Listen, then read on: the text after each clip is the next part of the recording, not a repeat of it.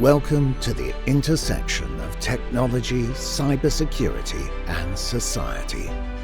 Welcome to ITSP Magazine. Knowledge is power, now more than ever.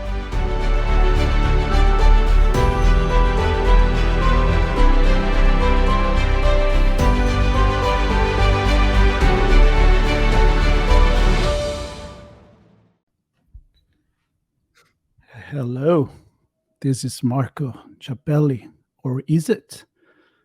Because there's a lot of weird stuff going on lately, and by weird I mean artificial intelligence. So we don't know what is true anymore. We don't know if my voice is my voice. We don't know if me is me or my evil twin.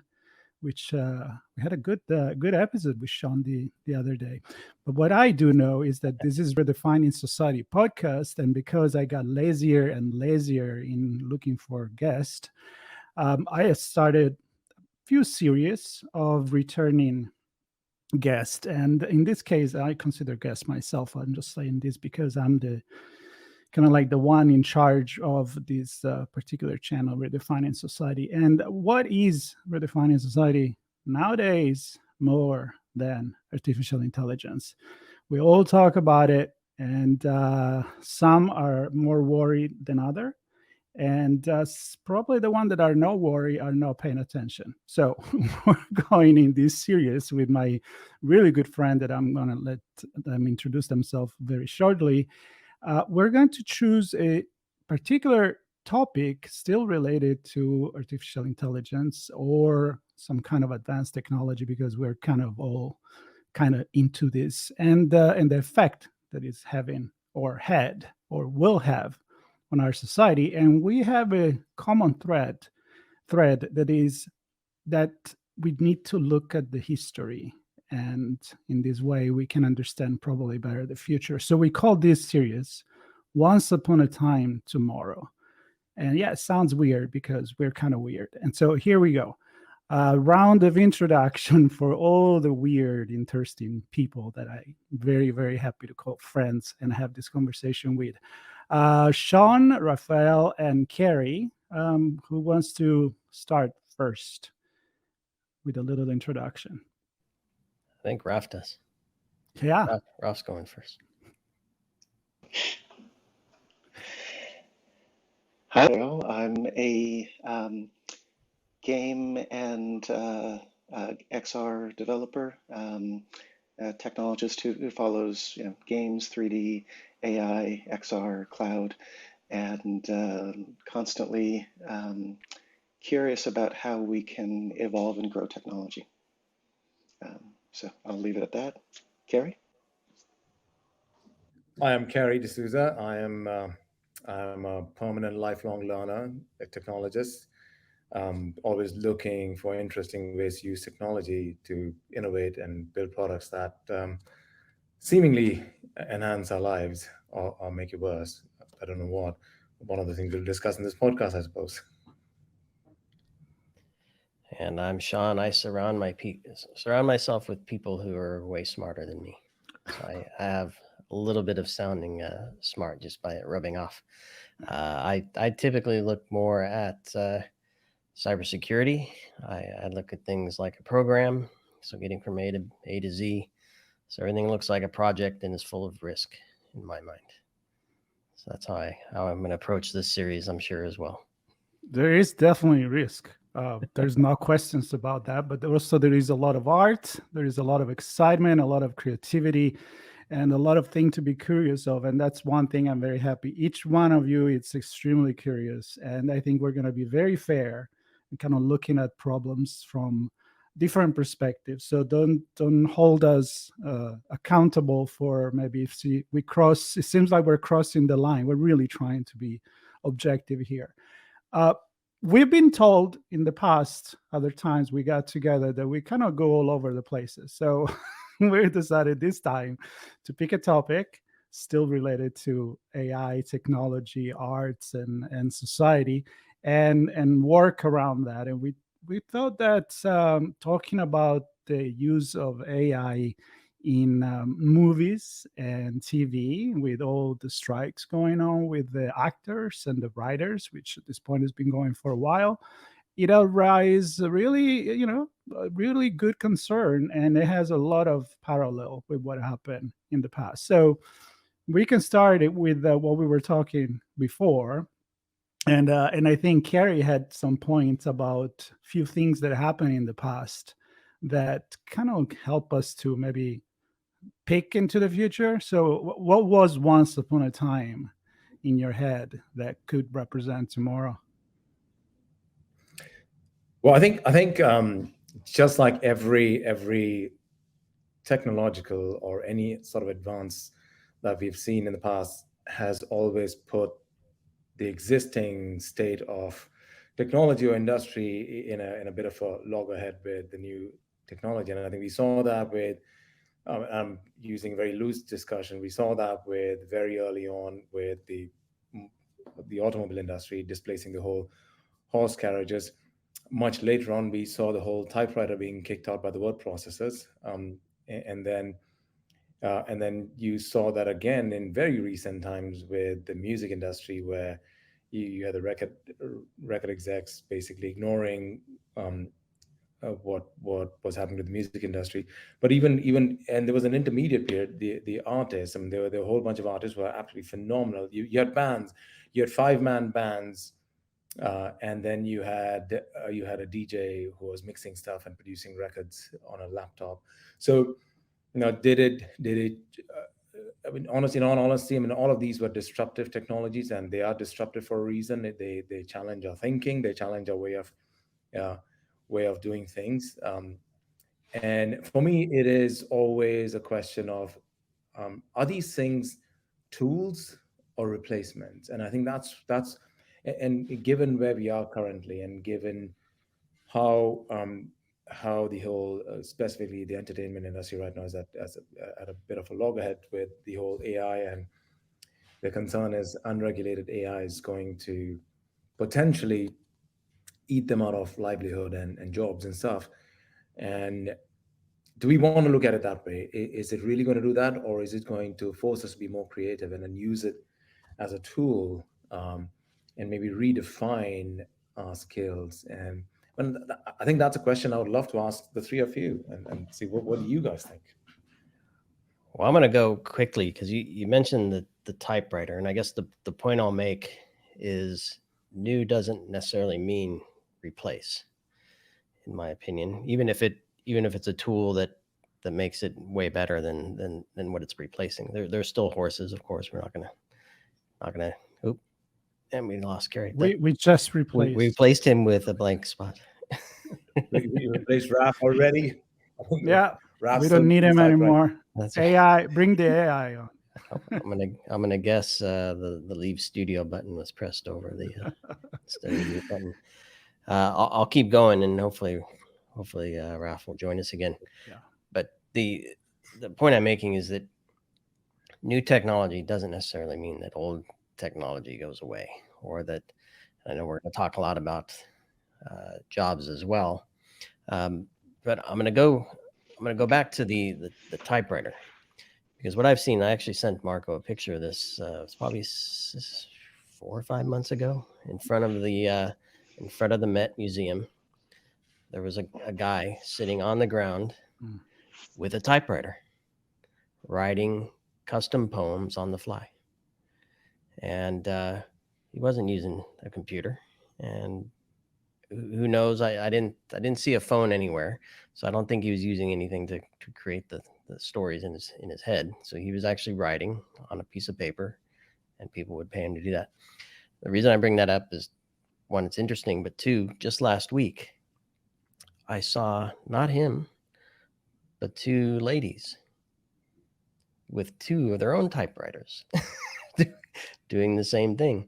And so I don't know if they're using technology in addition to the typewriter. I'm gonna have to stop and ask him now next time I see him.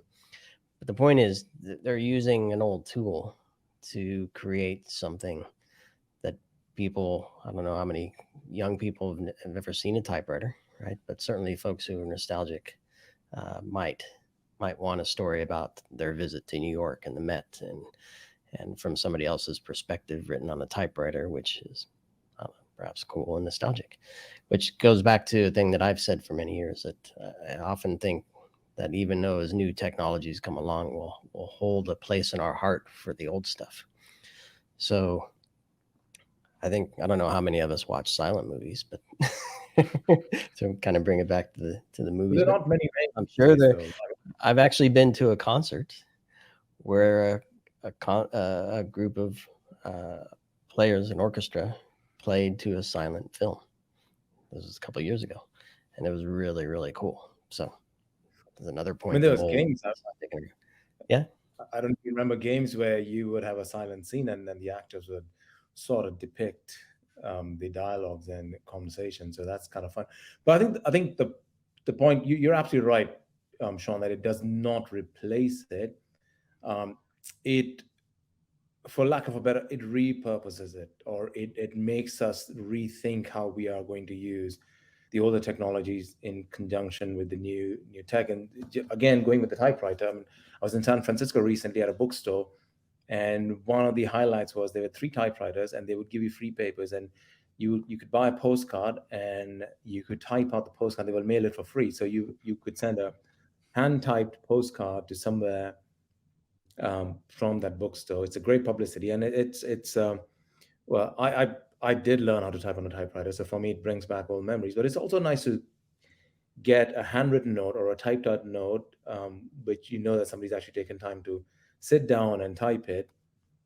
So there's always going to be place for that. I think the concern perhaps is it going to take over majority of the way we do things and make that more of a niche thing? And so again, going back to the acting and the music stuff, would then an actor become just more of a novelty situation versus still mainline, but now he's using AI? So I think that's what and I think there's a deeper discussion, and Raf pointed this out a little earlier, about owning personal data and who owns it and how it's used. And I've got my own concerns about that in terms of what the output of that is going to be.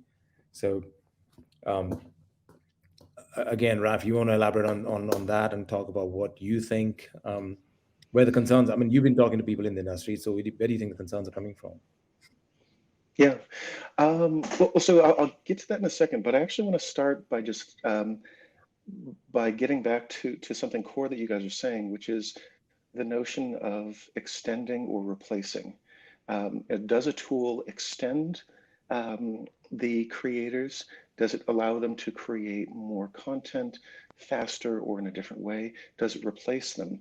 I think that it's an important distinction, because I think that most, and yes, our technology changes the production and the mediums, new mediums come into existence, but it's really important that we understand or even make a conscious decision when we want to extend and when we want to replace.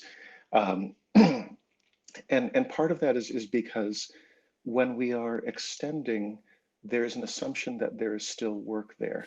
When we are replacing, sometimes it means that work is being dropped in, and the performers or the creators may not be able to engage. They're being replaced by something, but that something may not have the same level of engagement that they do. And I want to just throw a really quick quote at you guys. This is from Isaac Asimov. And you know, Isaac Asimov is famous for writing every day. He wrote books, texts, he wrote constantly.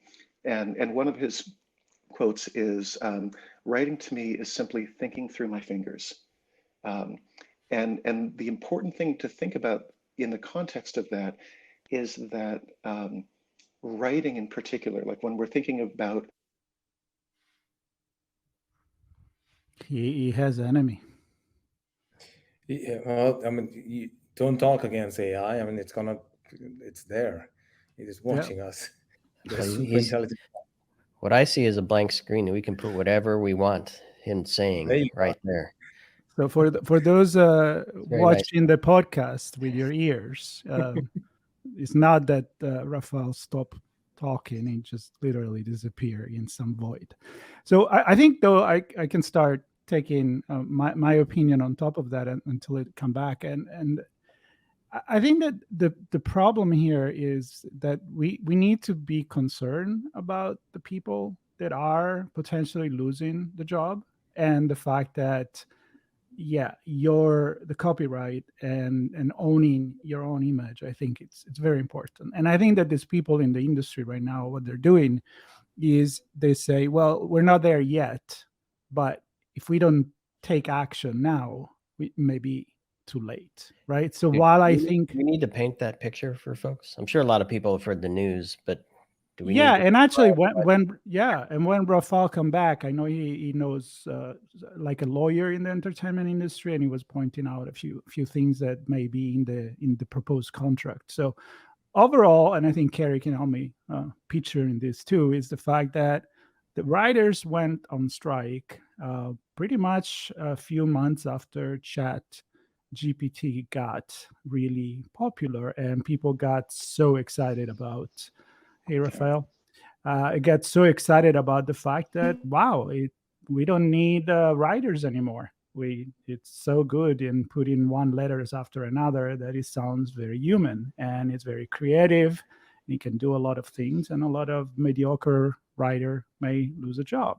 So obviously, entertainment industry took these as a good starting point, and thought million ways to use artificial intelligence and maybe save some money. So I don't know. I heard stories about having AI, instead of being the tool to polish the job of the writers, be the initiator of the writing, so that then they can call the writers in and clean up what Chat GPT have done, meaning that Chat GPT owns the original concept, which means no residuals and no ownership of the piece, which is honestly quite wrong, in my opinion. It is, but ChatGPT is any large language model. I mean, any LLM is built on prior data, and I think that's where the bone of contention is, that it is not ChatGPT or any LLM is not using brand new data. They're using data and information collected, scripts and movies and dialogues, and using that as a reference point. So, and I think you're right in pointing that out. That the biggest concern is that if I'm an actor, if I'm a writer, if I'm a voice actor, do I, every time ChatGPT uses my reference and produces a script, do I then get a cut off that, or do I get? And I think it could rightfully do that, but I think that the problem is that in an LLM, you have no idea when and where it has referenced it, and so it just becomes super murky. And True, but we personally, even when we write our own, we have reference in our mind. Everybody has bias. Everybody has prior knowledge. yeah. So I think we're going, we should go deep into this. But to finish the big picture here is that, as you can use that for the writer, and maybe it's not as good right now, but the point is, what if becomes so good in 2, 3, 4, 5, 10 years from now, and we don't have a contract that protects us? So I give them that. Also, just to add, the actors, for example, is the fact that, and they are already kind of doing it, to be honest, I heard on certain movies doing it, to have background actors, that some of them, they make a living being background actors, or playing the waiter in a scene, or the second policeman in a scene. They can go for one day instead of every day. They can get scanned, and then they'll reproduce the scan image of their body anytime they want, in any movie they want, changing all the costumes that they're wearing, or through AI, and they never get a dime apart from that one day that they work. So I think we're looking at two very large extreme here that are. But see, I think that we can actually bring it back to something, and this is like, there's a human process of creation, whether we're talking about writing or acting, but there's a human process that is more complex than what we can currently encompass in these AI libraries that were mostly, being frank, they were scraped from largely English-speaking content.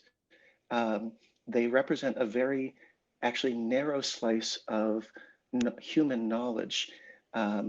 They represent things that were taken mostly from the web, and they don't actually reflect a lot of corporate or entertainment knowledge that is still largely in local or cloud repositories that is not on the web, but they don't reflect non-English speaking content that much. It's very heavily a particular chunk, and it runs the risk of saying, these are, even if we go, hey, we like these stories that ChatGPT is coming up with, it is stories that are coming from a largely English speaking content audience regurgitated back to them. And it's kind of, it's basically like, how many times do you want to re-chew this food? It's a small subsection, and it doesn't reflect when you go, hey, we've got an interesting grouping new, because the libraries that we are pulling from cannot reflect all the things that people could have read or could have experienced. And they also don't reflect when an actor goes on stage and they go, I'm just going to do this thing, and they come up with something new. There's still So a let me lot ask you that this, Ralph, AI can't do. if I can. Let me ask you this, because Yeah. so that's with ChatGPT, which is a public user interface driven set of data. But what about when the studio takes their massive library of videos and music, and if they own plays or whatever it is, all this stuff, they transcribe it into text in multiple languages, and they match that with customer feedback and other information that they have within the company. So now it becomes private, but it's still presumably stuff that now they own the rights to. And Right. then they say, I want a young Right. Frankenstein mixed with Johnny Dangerously set in the year 2029. And that large language model that's built on Yeah. GPT-4 is using their data and creates something different. They don't need a writer for that. Yeah.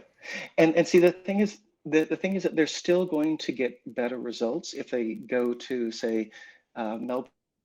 Raf, I think yeah, I think Raf needs Raf needs to make his peace with what AI technology he's using. Um, We'll take um, over. but to your point, Sean, I mean that yes, your I mean, you look at ChatGPT-4, you look at ChatGPT, any large language model, and for that matter, even if you look at, I mean, if you look at the synthesizer or the keyboards, which has got a library of sounds and it mixes and produces very similar. But at the end of it, I think it is still a tool, right? I mean, if I could have, if I could, again, I'm going to digress very slightly here. If I could, I love eating a steak, and if I could basically have prime Wagyu steak every single day, produced consistently, I'll get bored of it within a week. I can guarantee you that. And I think that's probably what's going to happen with, and no matter how many different versions of marinades you create, it is still the core of it is still steak. And there is a chance that that's going to happen with LLMs, because they can only use past data to produce something based on the past. There is no new innovative thinking or no new ideas being pumped into that. And that's where I defer slightly in a sense that, okay, maybe instead of looking at this as a threat, we look at this as, okay, I've got these brilliant ideas, and this actually helps me take those ideas and put them.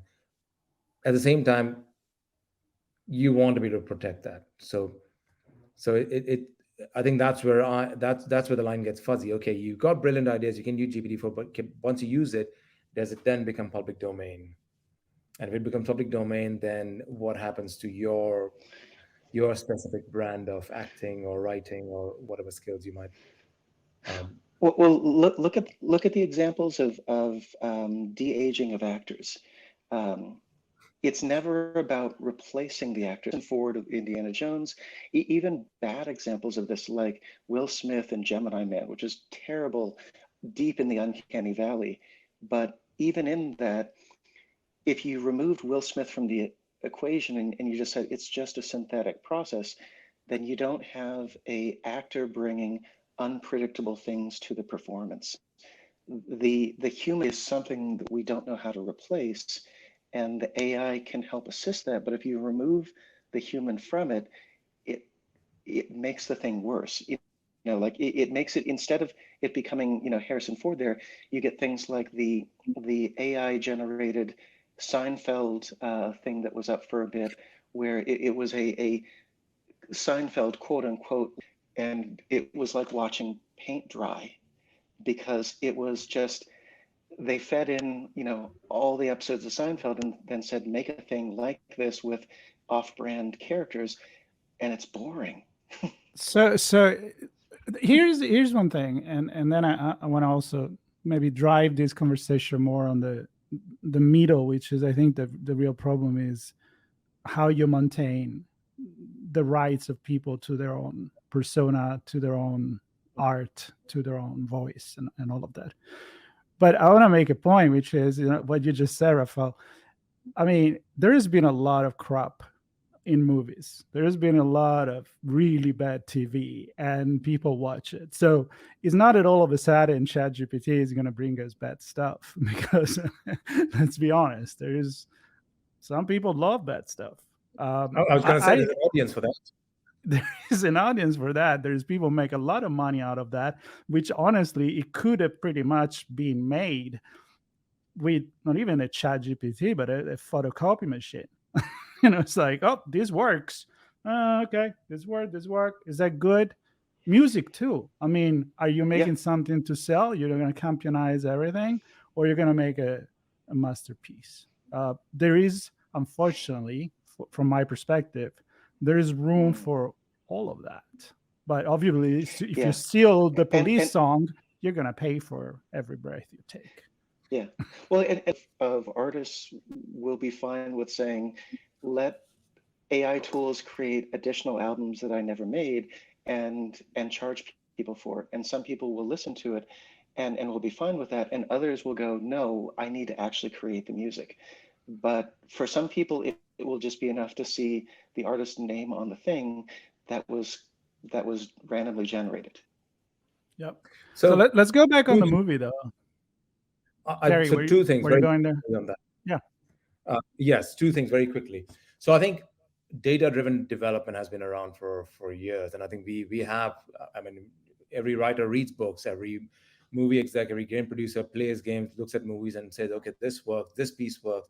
And I think House of Cards, the Kevin Spacey, the Robin Wright, beautiful series made. But if you look at it, if you read about it, a lot of it was data driven. Even the opening credit music was data driven in terms of they figure out what creates that. So I think data driven development has always been there. And I think the thing is that previously, if we use somebody else's data, we had the acknowledgement, we acknowledged them, we gave them the due, whatever, the copyright or licensing fee or whatever, and we used it.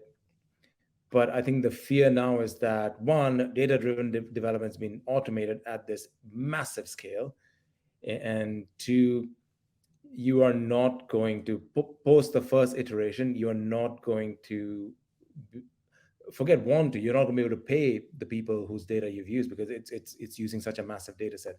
So I think that's where it becomes really challenging. And I'm all for, if I wrote something and somebody else wants to borrow from it, absolutely. But I need the credit. I need the acknowledgement, and the ownership still stays with me, right? So you can't borrow something from me and then claim it as your original content. So that's where I think it becomes. That's what I feel that what the current strikes have been all about. That, besides that, and the fear that, okay, if that happens, then that's it. You are just writing one story, and the rest, all the stories are being, the studios or the big enterprise companies are going to take over, and they are going to start generating. I mean, there's nothing stopping a private equity firm from buying a whole bunch of movie scripts and saying, all right, we are in the movie business now. So that's one part of it. The second part, which Raf mentioned very nicely, was that I think even all four of us love music, love the entertainment, love the book, but I would never go and watch a movie. I might just do it out of curiosity, but if somebody tells me, hey, this movie is purely generated by AI, there's no real actor who's acting it, nothing is real, but it's all, the storyline is great, but nothing is real. I think we as humans want to know that there was a process behind it. There were people who worked on it. There's a story. And I think that piece is something people are missing, and maybe the studio execs are missing that. Yeah, can you make a Marvel movie with a whole bunch of stuff? But I want to know that, hey, Chris Pratt was the actor was playing Star-Lord and all of that stuff. So you want to know a bit more about their lives outside of the movie and what they bring from there into these roles. And is that something we're going to lose with if it goes there? And that's where I think where we have to start looking at this as a tool. Maybe give Chris Pratt the AI tool and teach him how to use it, and maybe he comes up with his own nuanced stuff, and then he sells it to movie. Yeah, I want to do these 5 movies, but I can only do 1 in real time, so I'm going to do bits and pieces, and I'm going to sell you this stuff. So that potentially could be. I don't know. This is, again, we're talking once upon a time tomorrow. Maybe that could be tomorrow, right? Right. I just I love that you went there, because when you talked about somebody buying up, venture fund buying up a bunch of scripts and they become a movie company or production company. I'm just thinking back on my own history, given your Chris Pratt example, where I've done multiple jobs, multiple functions to type on a typewriter like Raf is. No, but to get different experiences, and those experiences then shaped the next thing that I do, whatever that might be. Yeah. And what I can see is where this tool, given it's a tool, can be used by one or multiple people to create something that a single entity couldn't. So crowdsourcing a storyline, right, where everybody's feeding a single instance of ChatGPT using the same memory key, whatever it is, to say, this is my input into this story. Here's what I think the villain should do and be. There's what the hero should be and do. Here's what they're, whatever it is, to help describe that. And then the production process and the animation process, or the voice process, whatever all the elements are. I don't know, because I'm not in the movie business. But all those could be crowdsourced by either random people or selected people, and then presumably they could have a slice of the rights to that if they're contributing.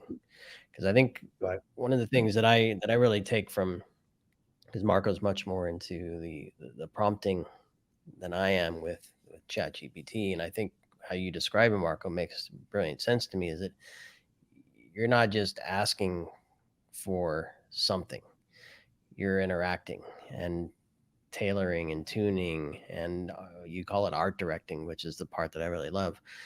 So one or more people coming together to art direct a large language model, I think could be really powerful. Right. And you see, like you're already thinking in a very creative, innovative way to use this technology. So it's like, here is a digital camera. I know you love photography, and here is a film camera. Yeah. Have fun with it. You're going to have fun with it. You're going to get creative with one or another, knowing what you can do with one, what you can do with another. And the prompt, Rafael was talking about that with the art director that you were mentioning when we were preparing for this conversation, how we both agree that in order to use the AI in a correct way or in a very productive way, you need to give the right art direction. I mean, you can have a vision that goes behind just putting letters and words together, just reflecting on what they found. If you give something really unique and cool, I think it's going to come out with something unique and cool. I think you've got to. Well, I see, think I was just going to say that like you guys have kind of got onto something which parts of the industries are starting to realize. If you create your own libraries, and that could be a fan library, it could be a library of data captured from an individual, like an actor or a musician. But if you use the process to create your own library and you say, create from this, then it's much easier to sit down and sort out content rights and permissions and approval. But it also allows you to more concretely go in and go, we know what we're trying to make, and we're not going to get random hallucinations or unusual things that don't fit. And so, it makes more sense to go, hey, Pixar's been around since 1985. If they built out a library they have source in their depots that is not found in the films, but also they have resolution of data that is not in a Blu-ray. They have things that could build out, that could allow them to create, but then they could decide where and how, and they can do it without being kind of recursive but it's important to kind of step back and go, think about the libraries to then think about what you want to create, because it's much more interesting to me as a creator to go, okay, if Disney wants to go off, as an example, and go, hey, we want to have a range of, like, hey, let's take Tony Stark, Robert Downey Jr.'s Tony Stark.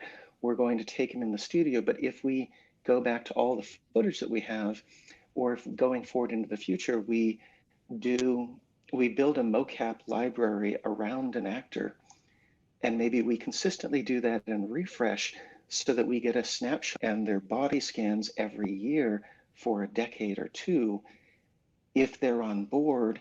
And as long as there's compensation, you can then go, it's not like, oh, we own this actor, but you can reproduce them much better. If they are willing and they are compensated, the amount of data that you can get to, I think that there's the Hollywood to create a cloud version of an actor that is very much AI assisted or created, but that still needs to be directed by that actor, and probably is best served when it becomes like their digital double, when it actually becomes a digital twin, which is very much an enterprise term. But you can go, hey, this is the digital Robert Downey Jr. And, or for example, you can then go, hey, how about we need this actor, but she's pregnant or he's sick. Can we get their digital version for the next 2 months of filming? And then they can come in after that. If you can merge back and forth, because it's extending again and not replacing. Yeah, but it's so scary to think it this way. I mean, I don't want to live in an artificial world.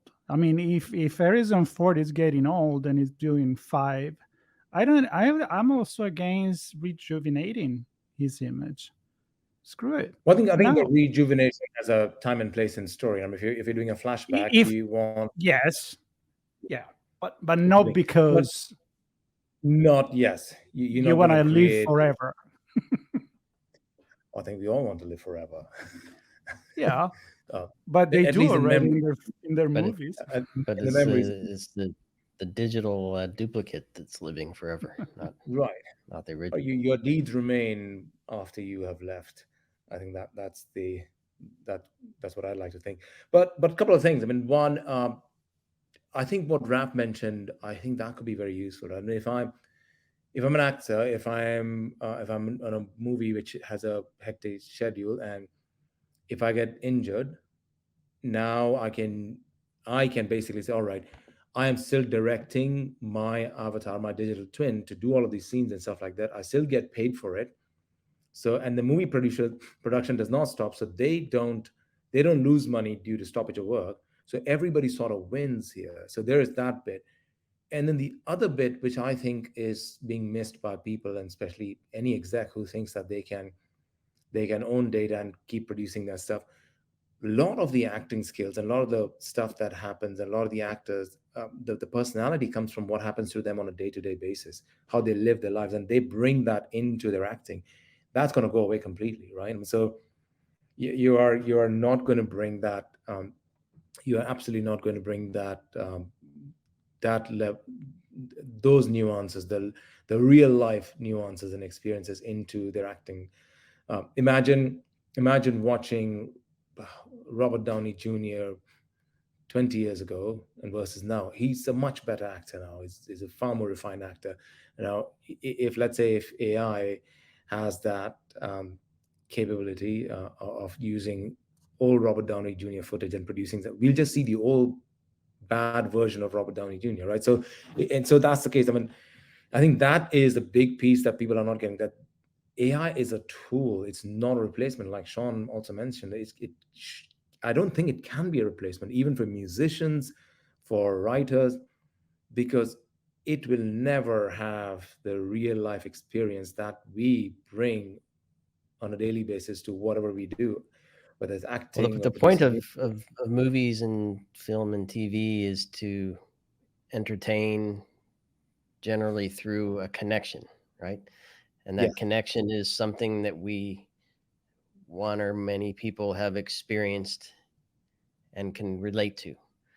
Loss of life, marriage, divorce, birth of a child, winning the lotto, whatever it is, right? So those experiences come through in the writing and the acting and the music score that's underneath it to help pull out those feelings. And I don't think, probably not my lifetime, that AI is going to do all of those things really well enough that a completely. But it has to interact with. It has to interact with. Right. I don't know. It has to interact with other AIs and develop. It has to get scarred and beaten up like we humans do. Well, and that's the thing is like we forget when we've got these predictive models that are mostly going. It asked for this thing. The client asked for this thing next to each other, and these are the most pleasing configurations of words or images.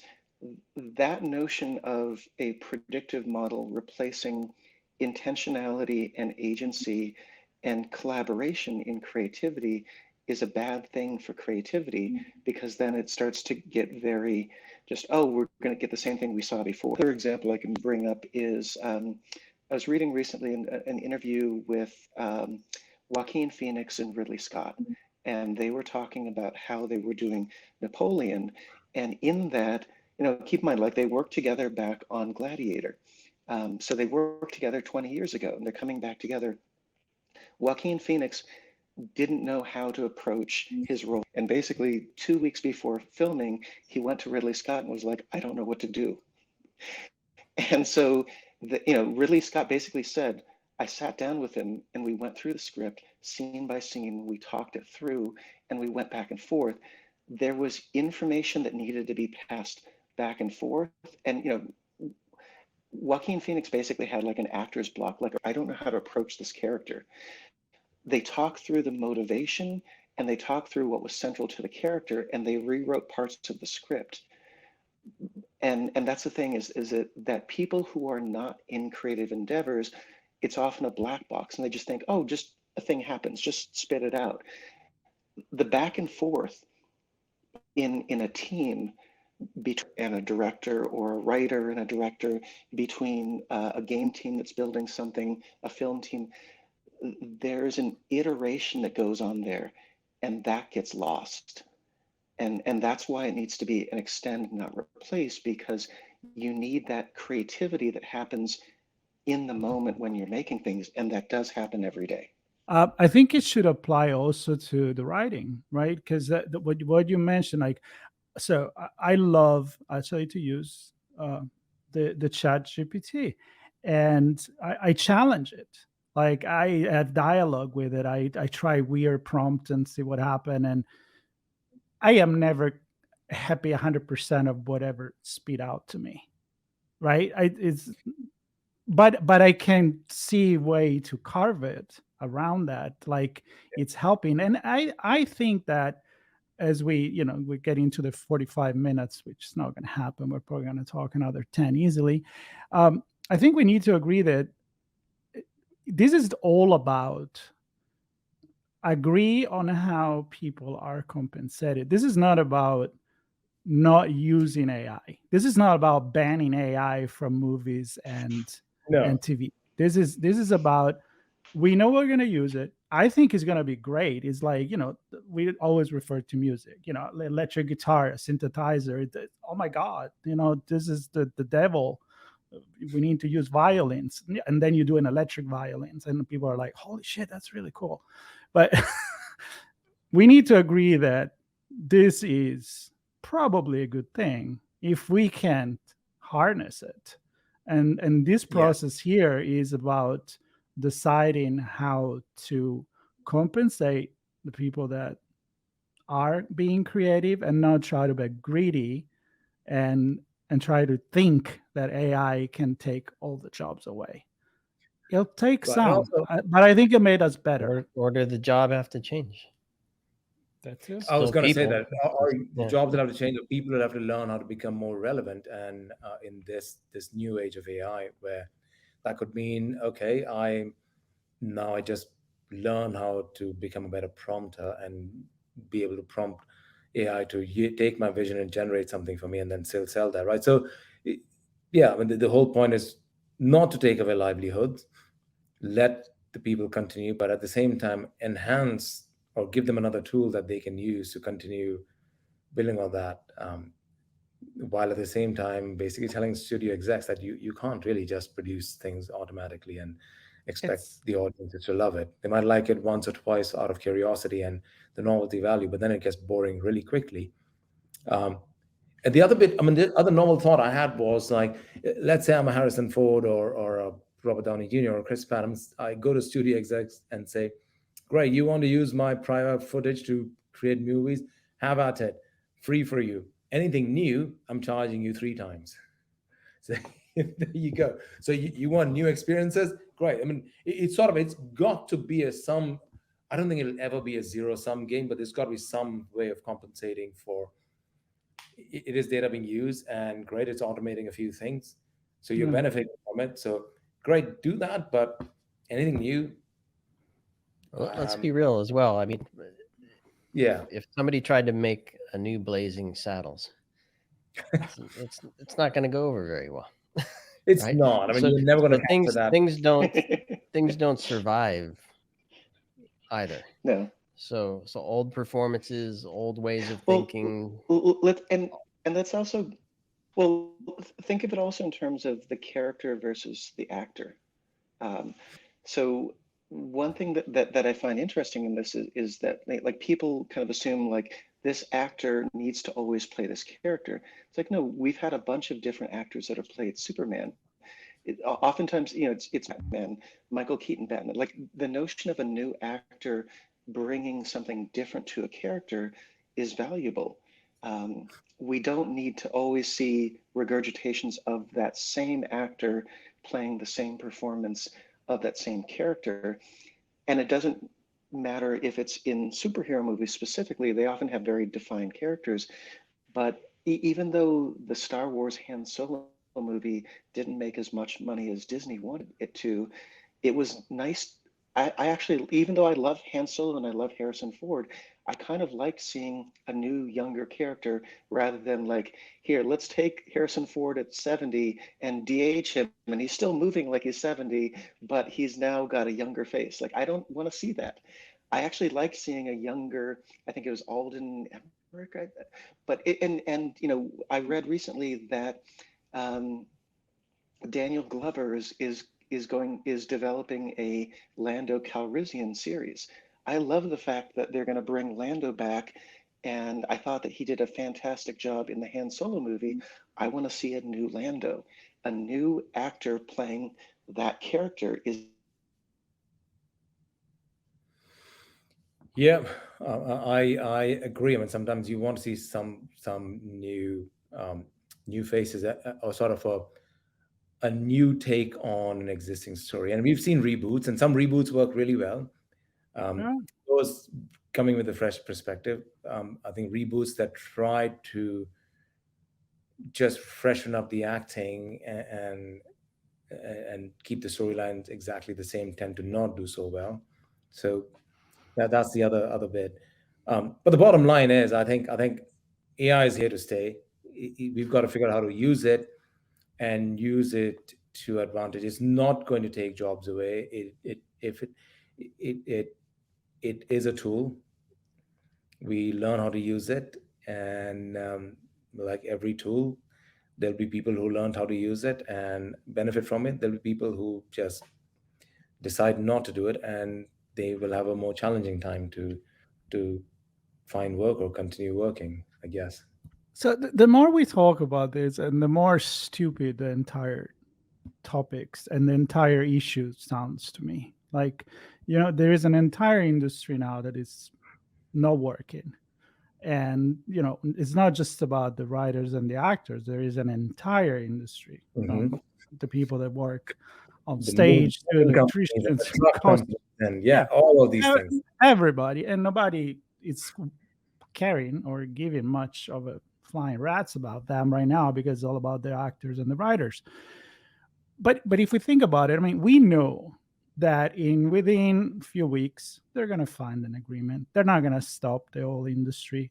I'm wondering if the movie production company, they are actually owned by AI right now, because it seems so irrational to even think that AI can do everything and do it even better than the actors. It's like, do they really process this? I mean, all the things we spoke about right now, the need of human emotions and feelings. And I'm going to venture a guess that there's a big four consulting firm in there talking about their 20-year plan and what they need to do now to prepare for that, and what things will look like then, and how the staffing will change, how the training will change, how the tech will change, how legal will change, how geopolitical stuff will change.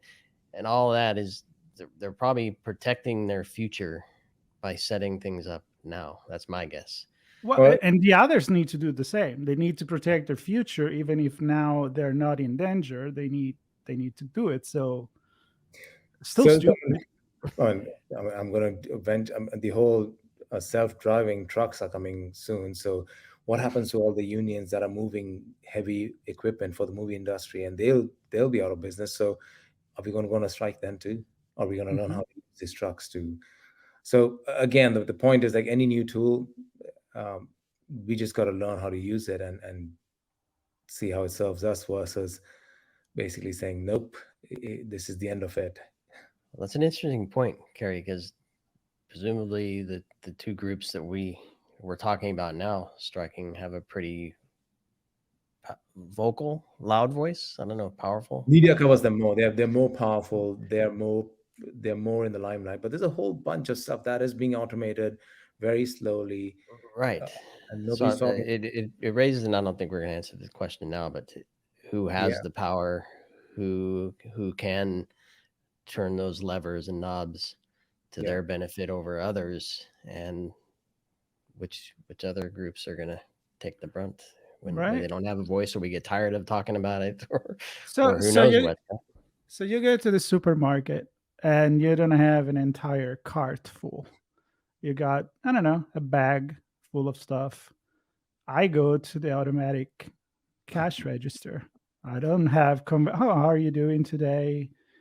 Exchange a couple of words with Trader Joe, they don't give me that option. So I have to tell them how nice is my bag and what am I going to watch tonight for a movie, because they must ask me that question. But the point is, nobody is making a big mess, again, as you guys are saying, about all the cash register people that have been entertaining and talking to the older folks, and and being part of your daily routine when you go to the store. What do they do now? I don't know. I mean, there's a lot of stuff that's being automated, and I don't think creativity can be automated. Yeah, at least you got that. I think we can't automate creativity. We can't, to an extent, where people are consuming it the way we consume it right now. So I think the discussion needs to be more of, okay, if this is going to happen, what sort of skills are you willing to give us so that we can actually use this to continue working in the industry? And maybe that's a better discussion as opposed to do not use AI, because I think that's a non-starter. I mean, AI is already there in a lot of Yep. stuff. So Yep. maybe better Right. discussion Well, would be, yes, it, teach us it how to. I think the tricky thing is we want to allow new tools to come in, but you have to remember that it's not always either cost effective or far-sighted to have AI replace the lowest tier of things. If it replaces the most junior positions, then you know, if you go, hey, we're going to replace all of our junior writers with AI, how do you get senior writers if they don't start out as juniors because you never trained them? Right. Then you have a dwindling population of senior writers, and you've basically destroyed your recruiting.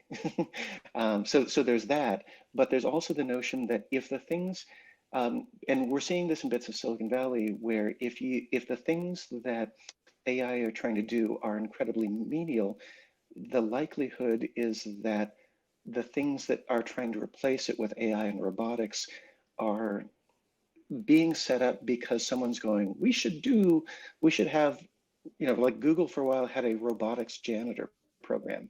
And then they eventually realized, we'll never make this cheaper than just paying a human to do this. There's a AI robotics pizza company in Silicon Valley that went bankrupt recently, and it was because it's not actually cost effective to have robots making pizza. It's still just Right easier now. to pay humans. Yeah. Right. Eventually. Yeah. But Right. I we hope often so, because I hate my we pizza. forget how. Yeah, but we forget that the AI and the robots are not nearly as advanced as we think that they are.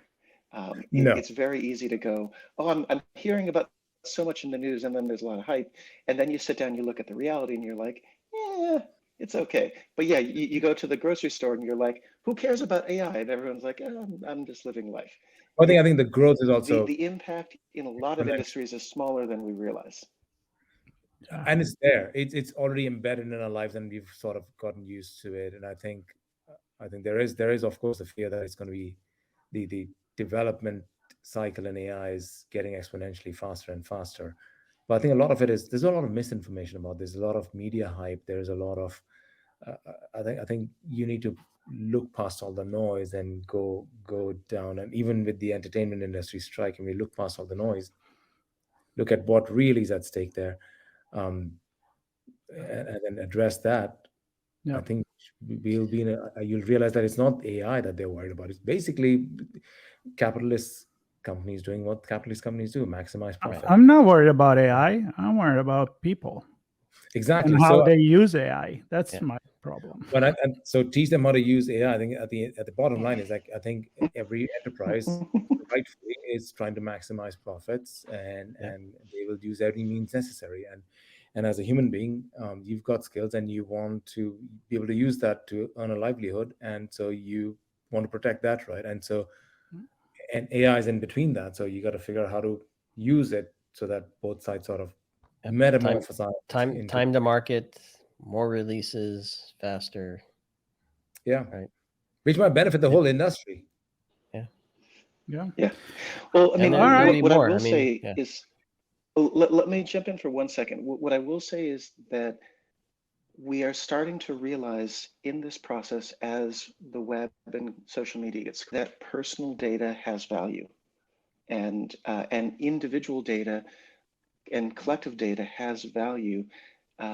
Yes, I think we will create, a variety of libraries, but one thing that may come out of this is a sense of people trying to better understand that they don't have to give their data away, whether or just personal, I'm doing stuff and I'm posting it, but finding ways to gather people's data and then negotiate with companies, whether they are creative or tech or otherwise, and trying to be a bit more secure about our data, because we're starting to realize that our data has value and companies want to gather that data, whether it's individualized or aggregate.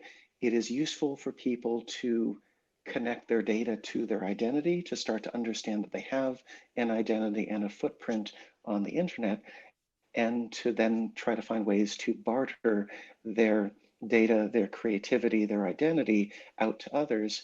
And Hollywood, I think, is going to push into this, a lot of us, because there's likely a price put on that data sooner than for many others, but eventually probably for everybody.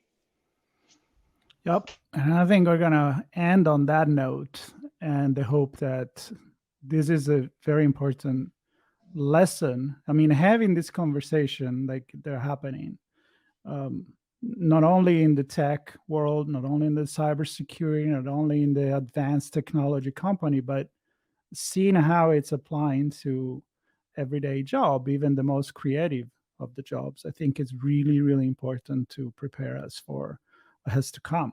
And it's going to be fun. I mean, it's going to be pretty crazy. And I think it's going to be fun every other conversation that we're going to have. Hopefully, Raphael, AI is not trying to take you down next time as much as they did on this episode, but still a great conversation. And I say next time, stay tuned, because we haven't decided what we will focus on. But I'm guessing music. What do you guys think? Any vote?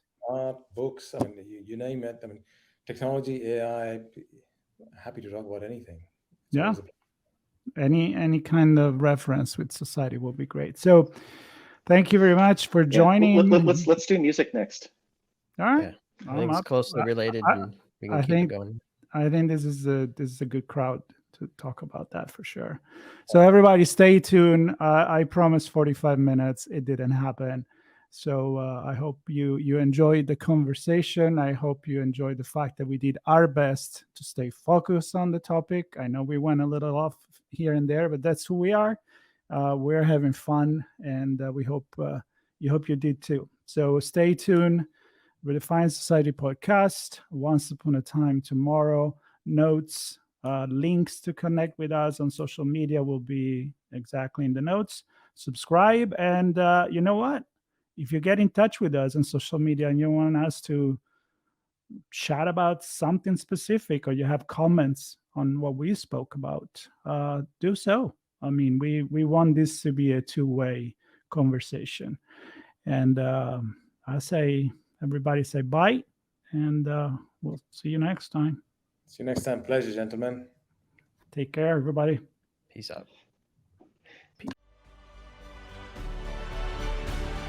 We hope you enjoyed this conversation. If you learned something new and this story made you think, then share ITSP Magazine with your friends, family, and colleagues. If you represent a company and wish to associate your brand with our conversations, sponsor one or more of our columns. We hope you will come back for more stories and follow us on our journey. You can always find us at the intersection of technology, cybersecurity, and society.